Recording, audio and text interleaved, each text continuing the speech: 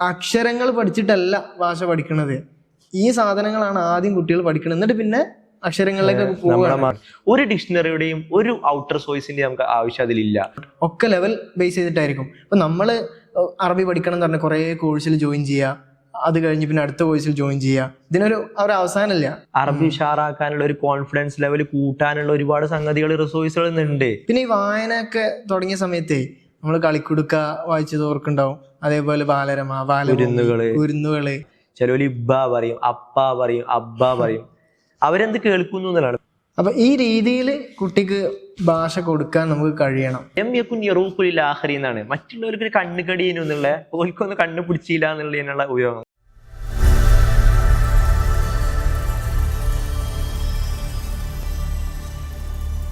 സുബിയെ, നീ ഇപ്പൊ കുറെ കാലായില്ലേ ഈ അറബിയുടെ കൂടെ ഇങ്ങനെ സഞ്ചരിക്കുന്നത്, പലയിടത്തും ട്രെയിനിങ് എടുക്കാൻ അങ്ങനെയൊക്കെ പോവാറുണ്ടല്ലോ.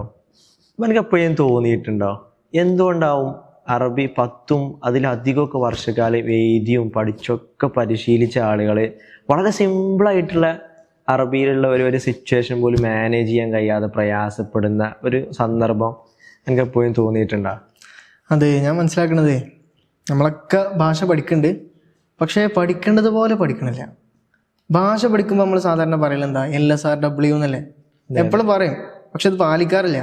LSRW എന്ന് പറഞ്ഞാൽ listening, speaking, reading and writing. അതൊരു ഓർഡറാണ്. ആ ഓർഡറിൽ തന്നെ കുട്ടി ഭാഷ പരിശീലിച്ചാൽ മാത്രമേ കുട്ടിക്ക് ഭാഷ കിട്ടുള്ളൂ. ആ ഓർഡർ പരിഗണിക്കാത്തതുകൊണ്ടാണ് ഞാൻ മനസ്സിലാക്കുന്നത് നമ്മളെ ഏത് കരിക്കുലായാലും സക്സസ്. അതെ, ഈ ലാംഗ്വേജ് പഠിക്കേണ്ട ക്ലാസ്സിലൊക്കെ ഏറ്റവും കൂടുതൽ ഹൈലൈറ്റ് ചെയ്യുന്ന ഒരു സംഗതിയാണ് LSRW. പക്ഷെ പലപ്പോഴും ഈ ഒരു ഓർഡറിന് അത്രത്തോളം പ്രാധാന്യം കൊടുക്കുന്നില്ല എന്ന് തോന്നുന്നു. അതിന് നമുക്ക് ഒരു ചെറിയ കുട്ടിയുടെ ഒരു അവസ്ഥ അങ്ങനെ എടുത്ത് നോക്കിയാൽ മതി. ഒരു മലയാളിയായ ഒരു ചെറിയ കുട്ടി എങ്ങനെയാണ് മലയാളം പഠിക്കുന്നത് എന്നുള്ളത് അല്ലേ? അവന് ഒരുപാട് ഫസ്റ്റ് 2-3 വർഷക്കാലം അവൻ്റെ അടുത്തുള്ള ആളുകൾ അങ്ങനെ കേട്ടുകൊണ്ടേയിരിക്കുകയാണ്. ഉമ്മയെ കേൾക്കുന്നു, ഉപ്പയെ കേൾക്കുന്നു, മറ്റു കുടുംബക്കാരെ കേൾക്കുന്നു. അങ്ങനെ അവന് അറിയാതെ നാച്ചുറലി അവനിലേക്ക് ഭാഷ ഇങ്ങനെ കൂടുതലാണ് സ്വാധീനിക്കുന്നത് കേൾവിയാണ്. അപ്പൊ ഈ കേൾവി എന്നുള്ള ആ കുട്ടിയിൽ നന്നായിട്ട് എന്ത് ചെയ്യുന്നുണ്ട്, സ്വാധീനിക്കുന്നുണ്ട്. എന്നിട്ടാണെങ്കിൽ ഒരു 2 വയസ്സോ അല്ലെങ്കിൽ അതിന് കുറച്ചൊക്കെ മുമ്പൊക്കെ ചെറിയ ചെറിയ വാക്കുകൾ കുട്ടികൾ ഇങ്ങനെ പറഞ്ഞു തുടങ്ങും. അതന്നെ അവർ പറയുന്നത് അവർ ഏറ്റവും കൂടുതൽ കേൾക്കുന്ന ചില വാക്കുകളേക്കാരം. അതിൽ തന്നെ തെറ്റിക്കുകയും ചെയ്യും. ഉദാഹരണം ഉപ്പ എന്നുള്ളതൊക്കെ ഒരു കുട്ടി നോർമലി ഏറ്റവും കൂടുതൽ ഉപ്പ ഉമ്മയൊക്കെ കേൾക്കുക. പല കുട്ടികളും ഉപ്പാന്ന് കറക്റ്റായി പറയില്ല. ചിലവർ ഇബ്ബ പറയും, അപ്പ പറയും, അബ്ബ പറയും. അവരെന്ത് കേൾക്കുന്നു എന്നുള്ളതാണ്. ഇപ്പൊ എന്റെ അവനിപ്പോ 2 വയസ്സ് കൂടി ആയിട്ടില്ല, അവനെന്നെ കൂടുതൽ അബി എന്ന് വിളിക്കുക. കാരണം ഞാൻ അവനെ ചെറുപ്പം മുതലേ അബി എന്ന് വിളിച്ചിട്ടാണ് എന്ത് ചെയ്യണത്. അതെ, അറബി തന്നെ അബി ഉമ്മി എന്നുള്ള ഒരു പ്രയോഗമാണ് ഞാൻ അവനെ കൂടുതൽ കേൾപ്പിക്കാൻ ശ്രമിക്കുന്നത്. കുട്ടികൾ എന്ത് കേൾക്കുന്നു എന്നതിനനുസരിച്ചാണ് കുട്ടികളിലേക്ക് ഭാഷ വന്നു ചേരുന്നത്. കേൾക്കാന്ന് പറഞ്ഞപ്പോഴേ ഞാൻ ട്യൂഷനൊക്കെ എടുക്കുമ്പോഴേ UAE-ലൊക്കെ ഉള്ള കുട്ടികൾ, UAE സൗദിയിലൊക്കെ ഉള്ള മലയാളി കുട്ടികൾക്ക് ട്യൂഷൻ എടുക്കും. അപ്പോൾ നമ്മളോട് അവരെ പാരൻസ് പറയൽ മീഡിയം ഇംഗ്ലീഷ് ആക്കണം എന്നാണ്, ഇംഗ്ലീഷിൽ ക്ലാസ് എടുത്ത് കൊടുക്കണം എന്നാണ്. മലയാളവും പറയുകയൊക്കെ ചെയ്യാം, മാക്സിമം ഇംഗ്ലീഷ് ഉപയോഗിക്കണം എന്നാണ് പറയാറ്. മലയാളികളാണ് മലയാളികൾക്ക്. കാരണം അവർ സ്കൂളിലൊക്കെ ഇംഗ്ലീഷിലാണ് ക്ലാസ്സുകളിൽ, അതുകൊണ്ടാണ് അങ്ങനെ പറയാൻ കാരണം. പക്ഷെ ഞാൻ മലയാളം പറഞ്ഞാൽ അവർക്ക് മനസ്സിലാവും. ഞാൻ ഇടയ്ക്കൊക്കെ പറഞ്ഞു നോക്കും, മലയാളം മനസ്സിലാവും. ഞാൻ അവനോട് പറയിപ്പിക്കുന്ന സമയത്തും അവനക്ക് പറയാൻ കഴിയണില്ല. അപ്പോൾ അതെന്തുകൊണ്ടാന്ന് വെച്ചാൽ ഓരോ വീട്ടിൽ മാത്രമായിരിക്കും കേൾക്കുകയാണെങ്കിൽ തന്നെ മലയാളം കേൾക്കണത്. ഇപ്പം പരസ്പരം വീട്ടിലൊക്കെ പറയുമ്പോൾ അതന്നെ ചിലപ്പോൾ അവിടെയും ഇംഗ്ലീഷ് പ്രാക്ടീസ് ചെയ്യിപ്പിക്കുന്നവരുണ്ടാവാം. ഏതായാലും കുട്ടി ബാക്കി പുറത്തൊക്കെ ഇംഗ്ലീഷോ അല്ലെങ്കിൽ അറബിയോ UAE-ലൊക്കെ കേൾക്കുന്നുണ്ടാവുക. അതുകൊണ്ട് മലയാളം കുട്ടിക്ക് കിട്ടണില്ല. അവിടെ ലിസണിങ് എന്നുള്ള ആ ഒരു എലമെന്റ് മിസ്സായി. അല്ല, ഈ ചെറിയ കുട്ടി 2-3 വർഷം അല്ലെങ്കിൽ 4 വർഷത്തോളം കേൾവിയും ചെറിയ ചെറിയ രീതിയിലുള്ള സംസാര പരിശീലനം മാത്രമാണ് കുട്ടിയെ സംബന്ധിച്ചിടത്തോളം. പിന്നെ ഒരു 4-5 വർഷം കഴിഞ്ഞിട്ടാണ് ശരിക്കും കുട്ടികൾ എന്ത് ചെയ്യണത്, ആൽഫബറ്റും അക്ഷരമാലയൊക്കെ പരിചയപ്പെടുന്നതും അതിങ്ങനെ ഓരോന്ന് വായിക്കുന്നതും എഴുതിയൊക്കെ ശീലിക്കുന്നതിന്. അപ്പൊ ഒരു നാച്ചുറലി വരുന്ന ഒരു കുട്ടി ഭാഷയെ പഠിക്കാൻ ഫസ്റ്റ് ഒരു 2-3-4 വർഷം കേവലം ലിസണിങ്ങും സ്പീക്കിങ്ങിലും മാത്രമാണ് കോൺസെൻട്രേറ്റ് ചെയ്യണത്. നമ്മൾ പലപ്പോഴും അതിലേക്ക് കോൺസെൻട്രേഷൻ കൊടുക്കുന്നില്ല എന്ന് തോന്നുന്നുണ്ട്. നമ്മൾ മലയാളം പഠിച്ച രീതി തന്നെ ആലോചിച്ചാൽ മതി. നമ്മൾ മലയാളം പഠിക്കുമ്പോൾ കുറെ സംസാരിച്ചു. പിന്നെ ഈ വായനയൊക്കെ തുടങ്ങിയ സമയത്തേ നമ്മൾ കളിക്കുടുക്ക വായിച്ചത് ഓർക്കുണ്ടാവും. അതേപോലെ ബാലരമ, കുരുന്നുകള്, അതൊക്കെയാണ് നമ്മൾ വായിച്ചത്. അപ്പൊ അത് വായിക്കുമ്പോൾ അതിൽ സംഭവിക്കണത്, വായിച്ചു തുടങ്ങുമ്പോൾ തന്നെ വലിയ ലേഖനങ്ങളും അതേപോലെ കിതാബുകളൊന്നും അല്ല വായിക്കേണ്ടത്. ശരിക്കും നിത്യജീവിതത്തിൽ ഉപയോഗിക്കേണ്ട കോൺവെർസേഷനിൽ വരുന്ന എക്സ്പ്രഷനുകളും ഉപയോഗങ്ങളും അതാണ് വായിക്കേണ്ടത്. അതാണ് നമ്മൾ ബാലരമയിലും ഒക്കെയുള്ള കഥകളാണല്ലോ ഓരോ സിറ്റുവേഷൻസ്. ഈ ഭാഷ പഠിക്കുന്ന ആളുകളെ ഒരുപക്ഷെ വലിയ വലിയ ലേഖനങ്ങളൊക്കെ ആദ്യമേ ചൂസ് ചെയ്യുന്നത് അവർക്ക് പെട്ടെന്ന് ഭാഷ ഉഷാറാക്കണം എന്നുള്ള നല്ലൊരു ലക്ഷ്യത്തിലേക്കാണ്. പക്ഷെ അവർ ഈ ഇനീഷ്യൽ സ്റ്റെപ്പുകൾ പലപ്പോഴും നെവർ മൈൻഡ് ചെയ്യുന്നതുകൊണ്ട് അവർക്ക് ഒരുപാട് മിസ്സിങ് വരുന്നുണ്ട് എന്നാണ് തോന്നുന്നത്. നമ്മൾ ക്ലാസ്സിലൊക്കെ ചോദിക്കും കുട്ടികളോട് ഈ ലൈറ്റ് ഇടുക എന്നുള്ളതിന് എന്താ അറബി പറയാം, ലൈറ്റിന് എന്താന്നുള്ള കുട്ടിക്ക് അറിയും, വാക്ക് ചിലപ്പോൾ പഠിച്ചിട്ടുണ്ടാവും. ലൈറ്റ് ഇടുക എന്നുള്ളതിന് കുട്ടി ട്രാൻസ്ലേറ്റ് ചെയ്തിട്ട് അൽക്കി ലോ എന്ന് പറഞ്ഞാൽ എന്തായിരിക്കും അർത്ഥം? അപ്പൊ അങ്ങനെയാണ് അത് സംസാരിച്ച് അറബികളിൽ നിന്ന് തന്നെ കേട്ട് മനസ്സിലാക്കേണ്ട സംഭവങ്ങളാണ്. അപ്പോൾ ഉദാഹരണത്തിന് ഇപ്പൊ തഫല്ലൽ, ഇടയ്ക്കിടയ്ക്ക് തഫല്ലൽ എന്ന് പറയുന്നത്, അത്തരം പ്രയോഗങ്ങളൊക്കെ അങ്ങനെ തന്നെ ഈ പുസ്തകങ്ങളിലൂടെ അല്ലെങ്കിൽ ആ സാധനങ്ങൾ കോൺവെർസേഷൻസ് ഒക്കെ കേട്ട് കുട്ടിക്ക് വരണം. ഇപ്പൊ വക്തിഫിന്നൂർ നമ്മൾ പറയാം, ലൈറ്റ് ഓഫ് ആക്കുന്നുള്ളത്. അങ്ങനെ ഓരോന്ന് നോക്കുകയാണെങ്കിലും ഉപയോഗത്തിലുള്ളതല്ല പലപ്പോഴും നമ്മൾ പഠിക്കണത്. ഈ സംഭാഷണങ്ങളും കഥകളൊക്കെ പറയുമ്പോൾ ശരിക്കേ നമുക്ക് ഒരുപാട് സോഴ്സുകൾ ഇന്നുണ്ട്. നമ്മളൊക്കെ ഇപ്പോൾ അൽഹംദുലില്ലാ അറബിയിൽ ഇങ്ങനെ കുറച്ചൊക്കെ സഞ്ചരിച്ച് ഒരു കോൺഫിഡൻസ് ലെവൽ അൽഹംദുലില്ലാ എത്തിയെങ്കിലും വെറുതെ ഇരിക്കുന്ന സമയത്തൊക്കെ നമ്മൾ ചിലപ്പോൾ കാണാൻ ശ്രമിക്കുന്ന ചില സംഗതികളൊക്കെ ഉണ്ട് കഥകളായിട്ടുള്ള. ഉദാഹരണത്തിന് ഖിസസു ജദ്ദ എന്നുള്ള യൂട്യൂബിൽ ഒരു ചാനലുണ്ട്, നല്ലൊരു അടിപൊളി ചാനലാണത്. അതിൽ നമുക്ക് ഓട്ടോ ജനറേറ്റഡ് അല്ലാത്തതിന് ശരിക്കും അറബിക് ആയിട്ടുള്ള സബ് ടൈറ്റിൽ നമുക്ക് കിട്ടും. അതെ, മുത്തശ്ശി കഥകൾ, മുത്തശ്ശി കഥ തന്നെയാണ്. ജദ്ദ എന്ന് പറഞ്ഞാൽ മുത്തശ്ശിയാണല്ലോ. അതേപോലെയുള്ള മറ്റൊന്നാണ് നമുക്ക് ഫെയറി ടൈൽസ് കിട്ടും. ഇംഗ്ലീഷിലൊക്കെ പൊതുവെ നമ്മൾ ഫെയറി ടൈൽസ് കുട്ടികൾ കാണുന്നത്, അറബിയിലുള്ള അറബിക് ഫെയറി ടൈൽസ് അടിച്ചാൽ നമുക്ക് വരും.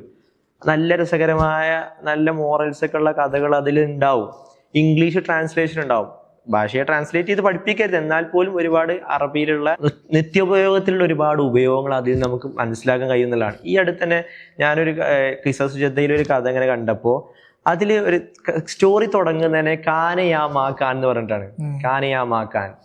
അപ്പോൾ ഞാൻ ആദ്യം എന്താ ഇത് കാനയാമാക്കാൻ എന്ന് ആദ്യം ഒന്ന് ആലോചിച്ചു. നമ്മൾ പൊതുവെ കഥ തുടങ്ങുമ്പോൾ ദാത്ത യോമിൻ, വൺസ് അപ്പോൺ എ ടൈം, ഒരിക്കൽ എന്നൊക്കെ പറഞ്ഞ് തുടങ്ങണ അതേ ഒരു ടോണാണ് സംഭവം കാനയാമാക്കാന്ന്. പക്ഷെ അതൊരു പുതിയൊരു ഉപയോഗമായിട്ട് എനിക്ക് തോന്നി. ആ കഥ ഒരു അസമക്കത്തു സഗീറ എന്ന് പറഞ്ഞ ഒരു ചെറിയ മീനിന്റെ കഥയാണ്. അപ്പൊ അതിൽ പറയുന്നുണ്ട് ഈ മീന് ചെറിയൊരു മീനായതുകൊണ്ട് മറ്റുള്ള മീനുകൾക്കൊന്നും അതിനോടൊരു ഒരു നീരസം തോന്നിയിരുന്നു.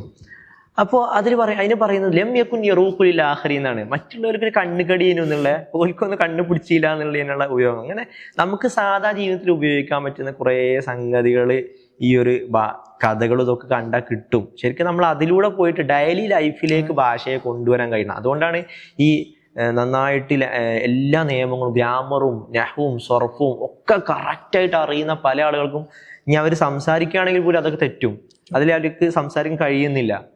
അപ്പൊ അത് ഈ ജീവിതത്തിലേക്ക് അവർ ഭാഷയെ കൊണ്ടുവരാൻ ശ്രമിക്കുന്നില്ല എന്നുള്ളതിന്റെ ഒരു പ്രശ്നമാണ്. തുടക്കത്തിൽ തന്നെ ഇങ്ങനത്തെ ചാനലുകൾക്ക് കുട്ടികൾക്ക് ഇട്ടുകൊടുക്കണം. അതെ, ഇപ്പോ ഈ ഖിസസ് ജദ്ദ എന്നൊക്കെ പറഞ്ഞതുപോലെയുള്ള ഒരു ചാനൽ ഖുർആനി ജന്നാത്തി, അതിലും ഖുർആനിലെ ചില ആയത്തുകളൊക്കെ കൊണ്ടുവന്ന് വളരെ മനോഹരമായിട്ട് അവതരിപ്പിക്കുകയാണ് ഓരോ കഥകള്. നമുക്ക് ഇസ്ലാമിക് പെർസ്പെക്റ്റീവ് കാണാൻ പറ്റും. അങ്ങനെ ഒരു സംഭവം ഉണ്ട്. നമ്മൾ കോളേജിലൊക്കെ ഇട്ടുകൊടുക്കാറുണ്ട്. കുട്ടികൾക്ക് അറബി അറിയില്ല, സംസാരിക്കാനൊന്നും കഴിയാത്ത കുട്ടികളെ, പക്ഷെ ഇട്ടുകൊടുക്കുമ്പോൾ അവരെ പലതും സ്വാധീനിക്കുന്നുണ്ട്. അപ്പൊ കഥ ആയതുകൊണ്ട് ആ വീഡിയോ ഒക്കെ കണ്ടിട്ട് കുട്ടികൾക്ക് കഥ മനസ്സിലാവും. അപ്പൊ അറിയാതെ പല വാക്കുകളും ഒക്കെ പോലെ കേൾക്കുകയാണ്, പിന്നെ സംസാരിക്കാൻ ശ്രമിക്കുകയാണ്, ആ പറഞ്ഞത് എന്താണ് എന്നൊക്കെ ചോദിക്കുകയാണ്. അപ്പൊ ഇതാണ് വേണ്ടത് ശരിക്കും. ഇത്തരം സംഗതികൾ ഈ ഒരു സ്റ്റെപ്പുകളിലൂടെ കുട്ടികളെ ഭാഷ പഠിപ്പിക്കണം. അപ്പൊ ഈ രീതിയിൽ കുട്ടിക്ക് ഭാഷ കൊടുക്കാൻ നമുക്ക് കഴിയണം. അതുകൊണ്ടാണ് പല സീരീസുകളും അറബി പഠിപ്പിക്കാൻ തഅലീമുൽ ലുഗൽ അറബിയ്യ ലി ഗൈരി നാതിഖീന ബിഹാ, അത് പല കോൺഫറൻസുകളും ഇപ്പം അതിൽ നടന്നു. ഇപ്പം അടുത്തൊരു കോൺഫറൻസ് ദുബായിൽ കഴിഞ്ഞു. അപ്പോൾ എങ്ങനെ അറബി അല്ലാത്ത ഒരു അനറബി ആയ ആൾക്ക്, അറബി ഒരു സെക്കൻഡ് ലാംഗ്വേജ് ആയ ആൾക്ക് എങ്ങനെ ഭാഷ പഠിപ്പിക്കണം എന്നുള്ളതിൽ കൃത്യമായ റിസർച്ചുകൾ നടത്തി. ഞാനും കേട്ടിട്ടുണ്ട് അറബി രാജ്യങ്ങൾ ഒരുപാട് ഫണ്ട് ഇൻവെസ്റ്റ്മെന്റ് ഒക്കെ നടത്തിയാണ്ട് നമ്മളെ പോലെ അനർബികളായ ആളുകൾക്ക് അറബി പഠിപ്പിക്കാനുള്ള ഒരുപാട് സ്കീമും ഒരുപാട് പദ്ധതികളും ഒരുപാട് പുസ്തകങ്ങളൊക്കെ അവരെന്തുണ്ട് അവൈലബിൾ ആക്കുന്നുണ്ട് എന്നുള്ളത്. ഉദാഹരണത്തിന് UAE ബേസ് ചെയ്തിട്ടുള്ള മിനിസ്ട്രീൻ്റെ തന്നെ ഒരു സംഭവമാണ് അൽ അറബിയത്തു തജ്മഅന. ഇതിലുള്ളത് എന്താണെന്ന് വെച്ചാൽ കൃത്യമായ ലെവലുകൾ അവർ ഓരോ ലെവലിനും ഓരോ കിതാബുകളൊക്കെ വെച്ച് ഓരോ കിതാബിൽ തന്നെ വ്യത്യസ്ത ആക്ടിവിറ്റീസ്. അപ്പോൾ അതിൽ നോക്കുമ്പോൾ LSRW ബേസ് ചെയ്യുന്നുണ്ട്. LSRW ബേസ് ചെയ്യുന്നുണ്ടെന്ന് മാത്രമല്ല, ഇതിലുള്ള ഓരോന്നിനും തുല്യമായ പ്രാധാന്യം കൊടുത്തുകൊണ്ട് തന്നെ ഓരോ യൂണിറ്റുകളും ഡിസൈൻ ചെയ്തിരിക്കുകയാണ്. അപ്പോൾ കുട്ടി ഒരു യൂണിറ്റ് കഴിയുമ്പോഴേക്കും ആ യൂണിറ്റിലുള്ളതൊക്കെ പറയാനും പറ്റും, അത് ആര് പറഞ്ഞാൽ അത് കേൾക്കുമ്പോൾ അത് മനസ്സിലാക്കാനും പറ്റും, ഒക്കെ പറ്റും. എൻ്റെ കുടുംബത്തിലുള്ള UAE ആളുകളിൽ നിന്ന് ഞാൻ കേട്ടിട്ടുണ്ട്. അവിടെ താമസിക്കുന്ന നമ്മളെ പോലെ മലയാളികളായ അനർബികളായ കുട്ടികൾക്ക് ഈ ഒരു അൽ അറബിയ തജ്മീനെ പഠിപ്പിക്കൽ നിർബന്ധമാണ്. അതിന് ട്യൂഷൻ ക്ലാസ് എടുക്കാനുള്ള സംഗതികളൊക്കെ എന്നോടൊക്കെ അന്വേഷിച്ചിരുന്നു. അത് മുസ്ലിങ്ങൾക്ക് മാത്രമല്ല, അവിടെ സ്കൂളിലുള്ള എല്ലാവരും ഇത് പഠിച്ചോളണം എന്നാണ്, അങ്ങനെ ഒരു കമ്പൽസറി ആക്കി വെച്ചിരിക്കുകയാണ്. അതേപോലെ അടിപൊളി ഒരു സീരീസ് ആയിട്ട് തോന്നിയതാണ് സിൽസിലത്ത് അൽ അറബിയത്ത് ബൈന യദീക്.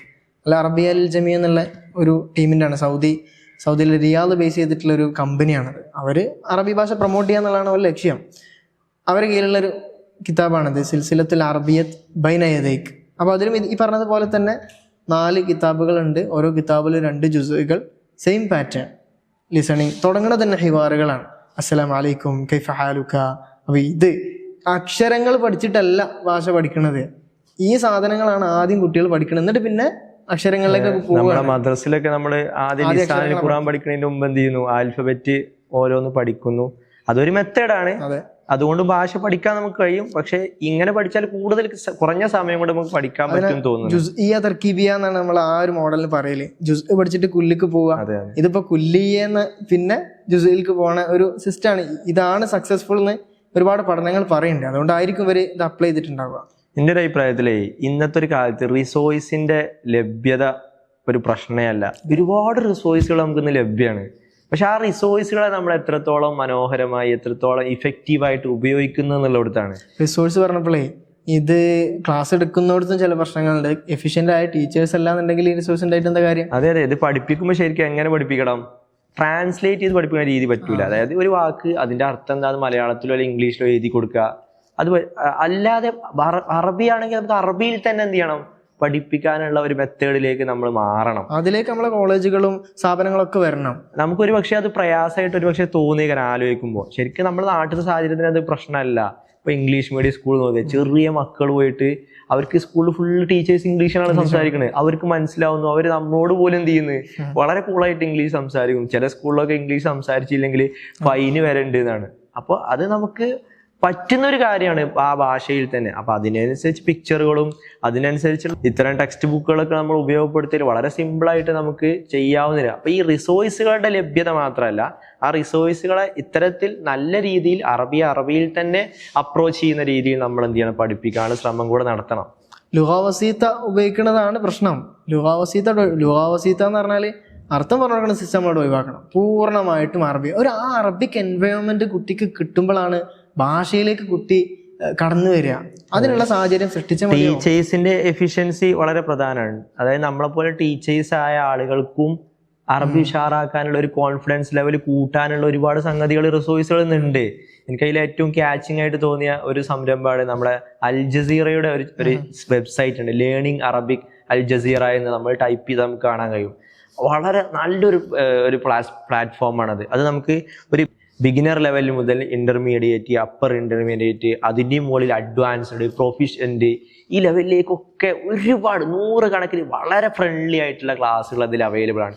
ഒരു ഡിക്ഷണറിയുടെയും ഒരു ഔട്ടർ സോഴ്സിൻ്റെയും നമുക്ക് ആവശ്യം അതിലില്ല. കാരണം അതിലുള്ള എല്ലാ വാക്കുകളും എന്ത് ചെയ്യുന്നുണ്ട്, അതിൽ തന്നെ കൊടുത്തിട്ടുണ്ട്. അറബി വാക്കുകളുടെ ഇംഗ്ലീഷ് ട്രാൻസ്ലേഷൻ. സംഭവം അത് ട്രാൻസ്ലേഷൻ നമ്മൾ യോജിക്കുന്നില്ല, പക്ഷെ അത് നേരെ ലൈവ് ക്ലാസ് എടുക്കാനല്ലോ. ഒരു സൈറ്റ് ആയതുകൊണ്ട് ഒരു എന്ത് ചെയ്യുന്നു, ഇംഗ്ലീഷ് ട്രാൻസ്ലേഷൻ അവൈലബിൾ ആക്കുന്നു. പ്രധാനപ്പെട്ട എക്സ്പ്രഷൻ അതിൽ തന്നെ അവർ കൊടുത്തിട്ടുണ്ട്. മാത്രമല്ല ഒരു ക്ലാസ് കഴിഞ്ഞാൽ നമുക്ക് അതിൻ്റെ എക്സസൈസുകളും ഒരുപാട് തെമ്രീനാത്തുകൾ എക്സസൈസുകൾ കൂടെ അതിലുണ്ട്. നമുക്ക് തന്നെ അതിന്റെ സ്കോർ നമുക്ക് എത്രത്തോളം മനസ്സിലായി എന്നൊക്കെ നമുക്ക് മനസ്സിലാക്കാൻ പറ്റും. അപ്പോൾ ഒരാൾ ഇരുന്നിട്ട് പഠിക്കാൻ ശ്രമിച്ചാൽ കോൺഫിഡൻസ് ലെവൽ ഉഷാറാക്കാനുള്ള ഈ ഒരു LSRW മെത്തേഡ് വെച്ചിട്ട് തന്നെ മുന്നോട്ട് പോകാനുള്ള ഇത്തരം സോഴ്സുകൾ നമുക്ക് അവൈലബിൾ ആണ്. ഈ ഒരു സൈറ്റിനെ പറ്റി പറഞ്ഞപ്പോൾ എനിക്ക് ഏറ്റവും അതിൽ ക്യാച്ചിങ് ആയിട്ടുള്ള തോന്നിയ അവരുടെ ടെസ്റ്റുകളാണ്. ഒരു ഇഖ്തിബാറാത്തുകൾ ഒരുപാടുണ്ട്, ഒരുപാട് ടെസ്റ്റുകൾ. റീഡിങ് ടെസ്റ്റ് വേറെ ഉണ്ട്, വൊക്കാബുലറി ടെസ്റ്റ് വേറെ ഉണ്ട്, ഇഖ്തിബാർ മുഫ്രദാത്ത്. അതേപോലെ ഓരോ മുസ്തവക്കും ഓരോ ലെവലിനും വേറെ ടെസ്റ്റുകൾ അവർ പ്രൊവൈഡ് ചെയ്യുന്നുണ്ട്. അപ്പോൾ അത് നമ്മൾ ചെയ്താൽ നമ്മൾ ആ ഒരു മേഖലയിൽ എത്രത്തോളം ഉണ്ട് നമുക്ക് മനസ്സിലാക്കിയിട്ട് നമ്മുടെ ലെവൽ ഏതാന്ന് മനസ്സിലാക്കിയിട്ട് അവർ ബാക്കി ലെവൽ എന്ത് ചെയ്യാം, നമുക്ക് മുന്നോട്ട് പോകാൻ കഴിയുന്ന ഒരു അടിപൊളി സംഗതിയാണ് ഈ learning Arabic Al Jazeera. Level മനസ്സിലാവുക എന്നുള്ളതാണ്. ഇപ്പൊ നമ്മൾ സംസാരിക്കുന്നത് നമ്മളെ ലെവൽ എന്താണ് കൃത്യമായി അതിലുണ്ട്. A1 മുതൽ C2 വരെയുള്ള ലെവലുകൾ. ഇപ്പൊ CEFRന്റെ ഒരു ലെവലാണ് ഇപ്പൊ ഈ പറഞ്ഞത്. അപ്പൊ അതേപോലെ ഈ പറഞ്ഞ കിതാബുകൾ അറബിയത് ബൈനൈദൈക്ക് ആവട്ടെ, അല്ല അറബിയത് തജ്മൗനാവട്ടെ, ഇപ്പൊ ഈ പറഞ്ഞ അൽ ജസീറൻ്റെതാവട്ടെ, ഒക്കെ ലെവൽ ബേസ് ചെയ്തിട്ടായിരിക്കും. അപ്പൊ നമ്മൾ അറബി പഠിക്കണം എന്ന് പറഞ്ഞാൽ കുറേ കോഴ്സിൽ ജോയിൻ ചെയ്യുക, അത് കഴിഞ്ഞ് പിന്നെ അടുത്ത കോഴ്സിൽ ജോയിൻ ചെയ്യുക. ഇതിനൊരു അവസാനമില്ല. അപ്പോൾ ലെവൽ ടെസ്റ്റ് ചെയ്യണം, എന്നിട്ട് അടുത്ത ലെവലിലേക്ക് ആവശ്യമായ സാധനങ്ങൾ എന്തൊക്കെയെന്ന് നോക്കി അത് ചെയ്യാൻ പറ്റണം. നമ്മൾ ലേൺ വിത്ത് റസീൻ്റെ കീഴിലുള്ള ഫൗണ്ടേഷൻ കോഴ്സിൽ ഒരാൾ ജോയിൻ ചെയ്യുമ്പോൾ ആദ്യം ചെയ്യുന്നത് ലെവൽ ടെസ്റ്റാണ്. ബിഗിനർ ലെവലും ഉണ്ട്, ഇൻ്റർമീഡിയറ്റും ഉണ്ട്. ബിഗിനർ ലെവൽ പാസ്സാവുകയാണെങ്കിൽ മാത്രമാണ് ഇൻ്റർമീഡിയറ്റിലേക്ക് നമ്മൾ അഡ്മിഷൻ കൊടുക്കുന്നത്. അൽഹംദുലില്ലാ സക്സസ്ഫുൾ ആയിട്ട് നമ്മളെ കോഴ്സ് മുന്നോട്ട് പോകുന്നുണ്ട്. അത് സക്സസ്ഫുൾ ആവാനുള്ള കാരണം ഞാൻ മനസ്സിലാക്കുന്നത് LSRW ബേസ് ചെയ്തിട്ടാണ് നമ്മൾ മുന്നോട്ട് പോകുന്നത്, ഓരോ ക്ലാസ്സുകളും. മാത്രമല്ല നമ്മുടെ മെയിൻ കണ്ടീഷൻ അറബി തന്നെ പഠിപ്പിക്കുക എന്നുള്ളതാണ്. അതിലൊരു കോംപ്രമൈസിന് നമ്മൾ തയ്യാറാവണില്ല എന്നുള്ളതാണ്. ആദ്യം നമ്മളോട് ചോദിക്കുമായിരുന്നു എങ്ങനെ അറബി പഠിക്കാൻ, ഞങ്ങൾക്ക് ഒന്നും അറിയില്ല, അറബിയിൽ ഞങ്ങൾ വട്ടപൂജ്യമാണ്, പിന്നെ എങ്ങനെ അറബി തന്നെ പഠിക്കാമെന്ന് ചോദിച്ചിരുന്നു. പക്ഷേ ഫസ്റ്റ് ക്ലാസ് കഴിഞ്ഞപ്പോൾ റെസ്പോൺസ് കുഴപ്പമില്ല, അവർക്ക് മനസ്സിലായി. അപ്പോൾ ആ രീതിയിൽ ഭാഷ പഠിക്കാൻ നമുക്ക് കഴിയണം. നമ്മുടെ സ്ഥാപനങ്ങളിലും കോളേജുകളിലൊക്കെ അറബി തന്നെ പഠിപ്പിക്കുക എന്നതൊരു മോട്ടോ ആക്കി വെച്ച് LSRW ബേസ് ചെയ്തിട്ട് നമുക്ക് പഠിപ്പിക്കാൻ പറ്റണം. ഇൻഷാ അല്ലാഹ് എല്ലാവർക്കും ഭാഷ പഠിക്കുക എന്നുള്ളൊരു വെല്ലുവിളിയേ അല്ല. ഒരു വർഷത്തിനുള്ളിൽ, മാക്സിമം ഒരു വർഷത്തിനുള്ളിൽ ഭാഷ നമുക്ക് സെറ്റാവാൻ പറ്റും, സെറ്റാവാൻ കഴിയണം. ഇൻഷാ അല്ലാഹ് അതിനുള്ള കാര്യങ്ങളൊക്കെ നമുക്ക് ചെയ്യണം. അള്ളാഹു തൗഫീഖ് ചെയ്യട്ടെ.